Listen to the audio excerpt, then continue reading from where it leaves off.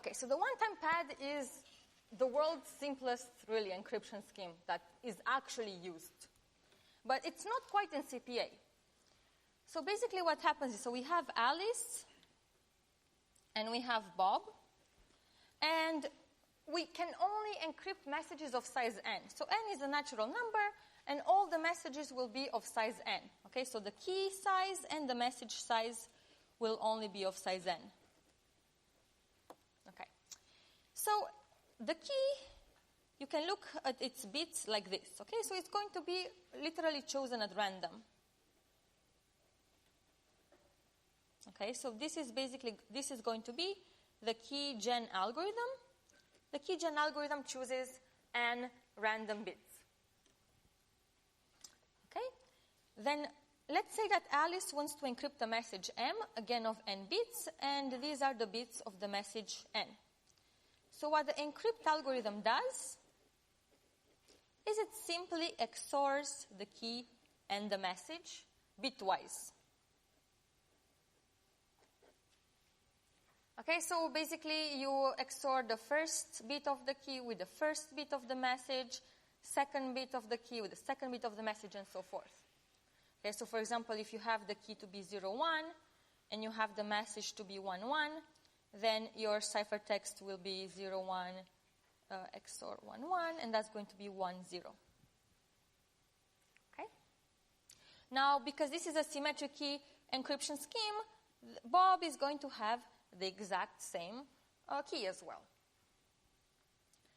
Now, when he gets this ciphertext C, how is Bob going to decrypt to obtain the message M? What is he going to do? Yeah, back there. Exactly. He's just going to XOR the ciphertext with the key. Okay? So let's see why we have correctness. Well, the decryption of key with the ciphertext is the key XOR with the ciphertext. Now let's replace what the ciphertext is. The ciphertext is nothing else than the key XOR with the message.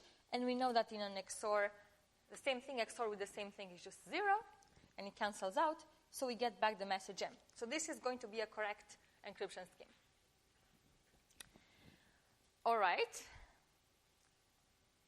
But the question is whether it is in CPA. So this is the question. Is it in CPA? And I already gave you the hint that it isn't quite in CPA, and I'm going to bring back the in CPA definition so you take a look at it. So any ideas why it's not in CPA? Yeah?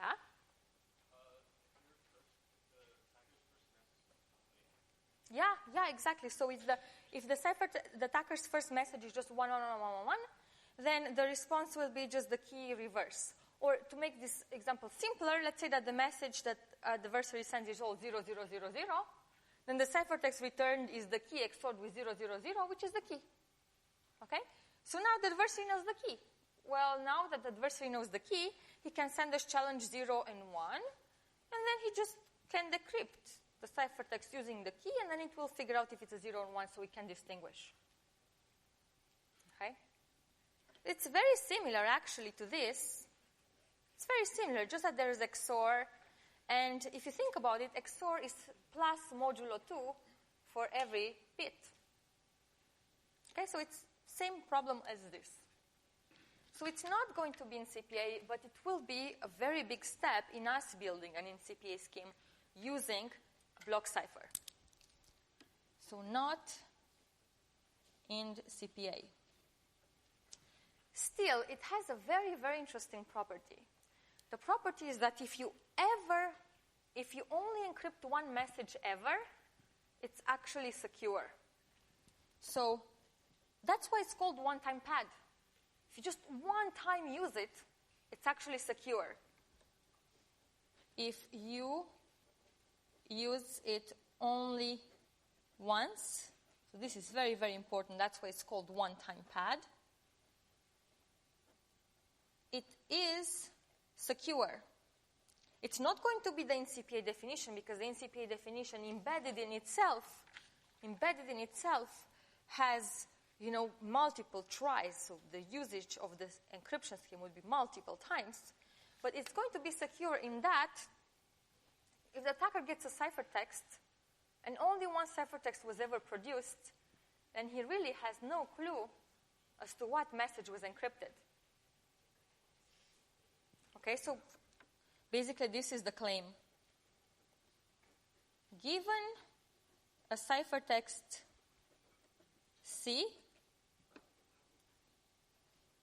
which was obtained how? Key was chosen at random, so sometimes this $sign means random. And then C is just key times the, XOR the message. Okay? The probability that any attacker who gets this C as input is able to output the message, okay? Or even if you tell this attacker two messages, let's say, so let's keep this one. This is going to be negligible. But even if you just tell the attacker, hey, attacker, take this ciphertext, and I'm going to give you it's either message 1 or message 0 or message 1, the attacker being able to output the correct message that was encrypted is at most 1/2 plus negligible.